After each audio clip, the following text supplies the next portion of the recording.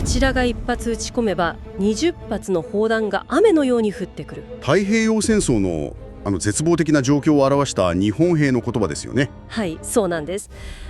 皆さん第二次世界大戦におけるアメリカと日本の圧倒的な物量の差っていうのは歴史の事実としてよくご存知だと思うんですけれども、これをごく当たり前になんというかアメリカが豊かで単に物量がすごかったからだって思っていませんか？そう思われがちですよね。でも実はそこにはただの物量という一言では片付けられない驚くべきメカニズムが隠されていたんです。そうなんですよね。実はアメリカ軍はですね、当時の日本軍の砲兵について大変興味深い評価を下していました。ほう、どんな評価だったんですか？それがですね、兵器の性能は高いが砲兵のレベルが低いというものだったんです。兵器の性能は高いのに使う人のレベルが低いですか？はい、単なる数の差ではなくて、それを使う日本軍のシステムとか組織としてのレベルの問題だと見ていたんです。それはかなり意外ですね。だって日本軍といえば訓練に訓練を重ねて個人のスキルを極めている勇ましいイメージがありましたから。まさにそこがポイントなんです。さらに意外なことをお話しすると、その数十年前、1904年から1905年の日露戦争の頃にはですね、アメリカ軍は日本軍の砲兵システムを世界最高レベルだと絶賛していたんですよ。本当ですか？はい、アメリカ軍自らが手本にすらしていたほどです。世界最高のレベルからわずかな期間でレベルが低いへと評価が全く逆転してしまったっていうことですか？そういうことになりますね。それってつまりかつて成功しすぎたせいで新しく変わるべきタイミングを見失ってしまったということでしょうか？まさにその通りです。かつての成功体験が組織の進化を止めてしまう。ビジネスの世界でもよく言われるイノベーションのジレンマの典型的な例ですね。なるほど。今日はこのイノベーションのジレンマについて、当時の軍事システムという視点から深く掘り下げていきましょう。よろしくお願いします。まずはなぜアメリカがそこまで執拗に日本の砲兵を分析したのか、その背景から整理していきましょうか。お願いします。日露戦争の時代ですね。当時ジョン・パーシングやジョン・モリソンといったアメリカ軍のオブザーバーたちが満州の戦場に派遣されていました。パンシングって後の第一次世界大戦でアメリカ軍を率いることになる有名な将軍ですよね。彼らがそこで見た光景は当時の軍事の常識を覆すようなものだったんです。ロシア軍の強固な塹壕に対して日本軍は大砲の火力を巧みに集中させました。そして何より歩兵の突撃のすぐそばで砲兵が火力を集中させて直接援護するという戦術を取ったんです。歩兵と大砲の息がぴったりと合っていたわけですね。そうです。ジョン・モリソンは記録の中でこう残しています。日本軍の成功の理由はただ一つ、システムと訓練であると。システムと訓練ですか？はい。機関銃などの最新兵器に対して歩兵と砲兵を密接に連携させる戦い方は20世紀初頭においてはまさに近代戦術の最適解だったんです。アメリカの目にはそれが眩しく映ったわけです。でもその日露戦争からわずか40年後の太平洋戦争では兵器の性能は高いが砲兵のレベルは低いってアメリカ軍から酷評されることになるわけじゃないですか。どうしてそこまで劇的に落ちぶれてしまったんでしょうか？それがですね、興味深いことに太平洋戦争の初戦、例えば1942年4月のフィリピンのバタン半島の戦いなんかでは日本軍の砲兵は圧倒的な強さを見せました。約150門の大砲を動員して24時間で1万6000発もの砲弾を撃ち込んだんです。アメリカ軍の記録でも日本軍による1日の砲撃は全ての爆撃を合わせたよりも大きなダメージを与えたって高く評価されています。初戦は圧倒的だったわけですよね。条件が良くてこちらが主導権を握っている状況では、その日露戦争下での歩兵にピタリと寄り添う大砲というモデルはまだ機能したんです。でもそのわずか1年後、ガダルカナルの戦いなどで戦局が五分五分とか劣勢になった途端に、そのシステムの限界が残酷なまでに露呈することになります。つまりこれって現代のビジネス用語に翻訳するとまさにイノベーションのジレンマですよね。ある特定の成功モデル、この場合は歩兵のすぐそばで直接支援するっていう戦術に組織全体を最適化しすぎてしまったと。はい、その通りです。その結果、世界が全く別のルールへとパラダイムシフトしていることに気づけなかった、あるいは気づいていても変えられなかったっていうことですよね。日本軍が過去の成功モデルに固執している間に、アメリカ軍は全く新しいルール、つまり巨大なネットワークによる火力の統合というパラダイムシフトを起こしていたんです。それって具体的にどういう仕組みなんですか？以前に間接射撃を開設した時に、大砲の射撃を人間の目と頭と手に例えましたよね。ええ、目が観測で脳が FDC、つまり射撃指揮所ですね。そして手が砲板、バッテリーになります。前線にいる観測員が敵を見つけると、即座に無線や電話で後方の FDC に連絡しますよね。はい、そうです。で FDC は即座にその情報を集約して、風向きとか気温、大砲の種類、弾の重量なんかを瞬時に計算します。そして自分たちが管轄している数十数百という全ての大砲に対して、この角度で一斉に撃てって指示を出すんです。圧倒的なスピードを誇る中央集権システムですね。なるほど。一個一個の大砲の部隊が自分で考えるんじゃなくて、巨大な脳みそが全ての手を操っている感覚ですね。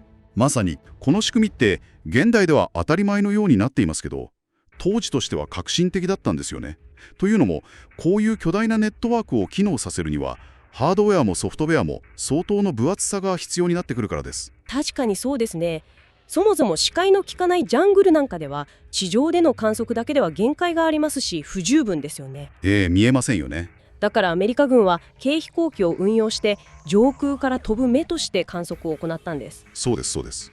そして観測機によるリアルタイムな観測情報を素早く FDC に伝えるには、強固でしっかりとした無線通信も必要になってきます。はい。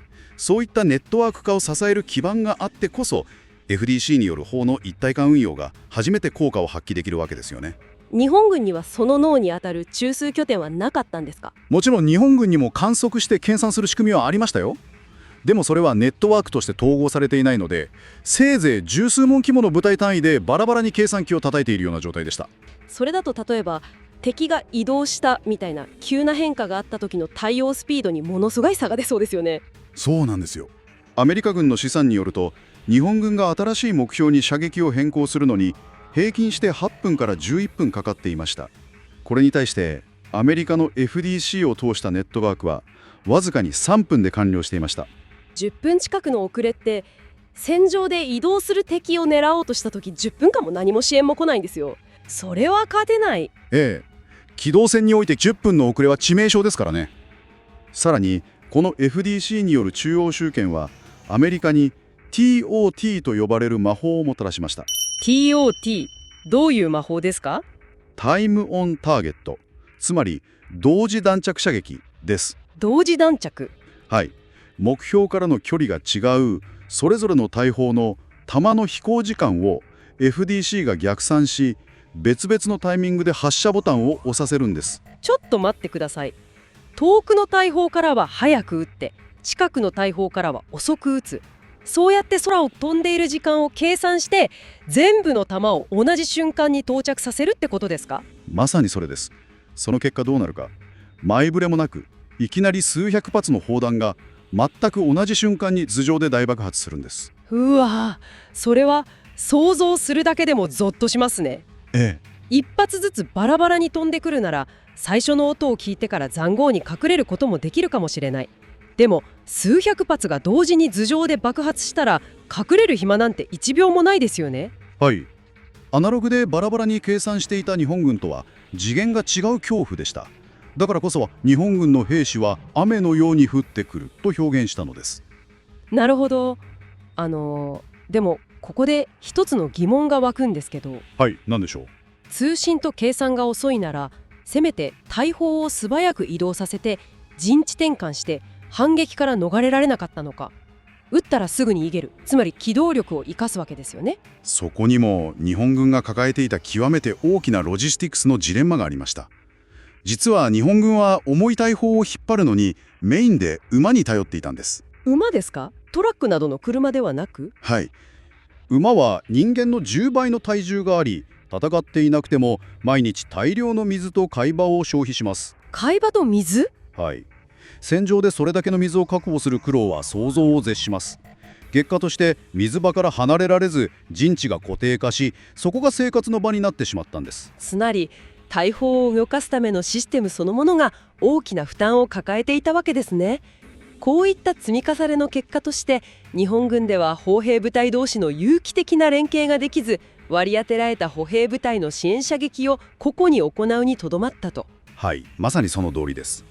歩兵を独立した強力なシステムとしてではなくて、あくまで前進する歩兵のすぐそばで射撃支援を行う補助的な役割に押し込めてしまったんです。実はそのような現場密着型の運用思想は兵器そのものにも現れています。と言いますと？野戦砲兵の主力である 105mm 榴弾砲で比較するととても分かりやすいですよ。当時の主要国の 105mm 榴弾砲が軒並み2トン前後の重さだったのに対して、日本軍の主力だった10センチ榴弾砲はなんと 1.5 トンと3割近くも軽かったんです。105ミリクラスの榴弾砲で500キログラムも軽いって工学的に言ったらとんでもない軽量化ですよね。つまり歩兵と一緒に悪路とかジャングルを進むために極限まで削ぎ落としたということですか？まさに極限の軽量化です。軽くするために発射の反動を吸収する中隊機や大砲を支える砲火という部品が異常なほど華奢に作られていたんです。やっぱりそうなりますよね。その結果、最大行角で撃ち続けるとすぐ故障してしまうリスクがありました。つまり移動もできない、計算して撃つスピードも遅い、しかも無理して撃つとすぐ壊れる。弾薬の補給、連射の速度、耐久性、全てが掛け合わさり、日本が撃ち込める砲弾の総重量はアメリカの10分の1になってしまいました。10分の 1？ はい。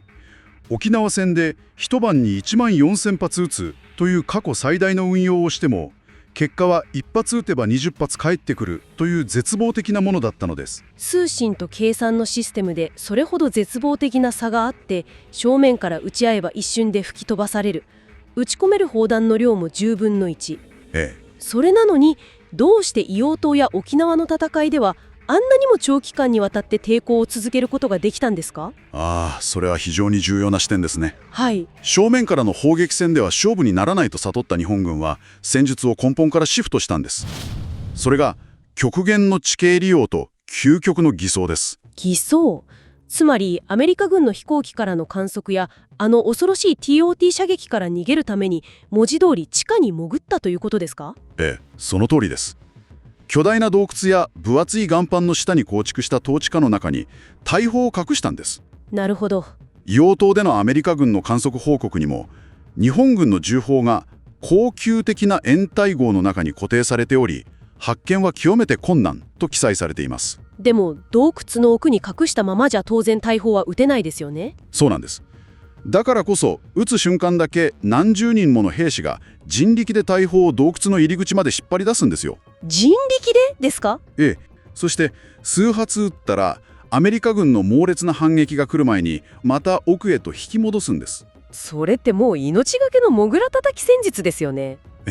本当に。本当ならシステムがやってくれるはずの仕事を人間の極限の労力と根性でカバーしようとしている。さらに悲劇的なのはそれすらも限界を迎えた時の結末なんです。どうなったんですか？圧倒的なシステムを持つアメリカ軍に対して火力の差を埋めるための最終手段として、夜の暗闇に紛れて20人から30人の決死隊が爆薬を抱えアメリカ軍の陣地に直接浸透攻撃をかけるんです。本当に悲しいパラドックスですね。もともと歩兵の突撃を安全に支援するために大砲があり、砲兵がいたはずですよね。その通りです。それなのにシステムのアップデートを怠って火力の差が埋められなくなった結果、最終的には守るべき歩兵自身の命、つまり肉弾戦に頼らざるを得なくなった。本末転倒というか。これは非常に重要な疑問を提起していますね。はい。アメリカ軍は日本軍を単に弱かったと切り捨てたわけではないんですよ。彼らの最終的な評価はこうです。何でしょう？日本軍の個人の技術、偽装能力、そして規律は極めて優秀である。しかし火力を集中し統合するシステムが決定的に欠けていたと。個人の技術や精神力は最高だった。でもそれをつなぎ合わせる組織としてのシステムが全く追いついていなかったんですね。大砲というハードウェアだけでなく、観測機や無線という見えない基盤、そして情報を処理して連携する FDC というソフトウェア、はい。それらが融合した組織的なネットワークの差こそが圧倒的な火力の差を生み勝敗を分けたんです。今回の深掘りはここまでです。もし今回の動画を楽しんでいただけましたら、高評価とハイプをお願いします。また、最新の動画をお見逃しないようにチャンネル登録もお願いします。次回もまた情報の山の中から新しい知見を発掘してお届けします。お楽しみに。